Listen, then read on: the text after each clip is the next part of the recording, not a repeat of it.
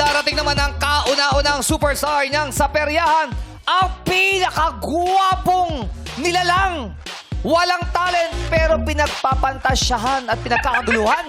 Lahat sa kanya ay tinitinigan at nahuhumaling. Siya ay si Adonis. Pasok!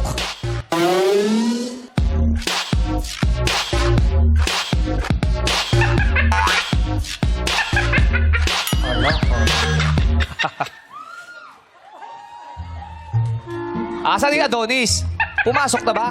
Hindi ko siya makita sa monitor. Eto na ako. Ayan na, ayan na. Eto na ako. Ako. Huwag na natin harangan. Nag-adjust yung camera. Harangan ko nga siya. Ayan na si Adonis. Hoy! Hoy! Huwag kayong magkagulo. Hop! Sandali lang. Nabibitin kami. Dapat magpakita pa siya ng katawan. Ha? Tamad ng people. Ibababa ang polo unti-unti. Sandali lang.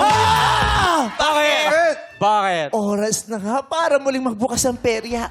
Yes. Ito talaga ang esensya ng perya at Ako ang sirkus. esensya ng pera. Yung magandang kakaibang nilalang. Yes. Yung mas mahaba yung biya sa taas kaysa sa biya sa baba.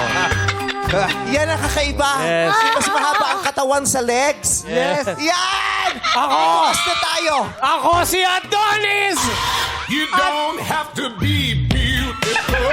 Pero, hawak pa rin niya ang kanyang dalang bag habang sumasayaw. Yes! Mabigat to eh. You don't have to be beautiful. Hindi ako makagala. Turn me on. Ay, hindi mo pwedeng bitaw. Naririnig ng mahik ko. Dinala na Music, please. You don't have to be. You don't have to be. You don't have to be. You Ulit, don't ulit. have to be beautiful to turn me on. At dahil dyan, pinagkakaguluhan siya ng baby dance. At bubugbugin siya ng mga ito.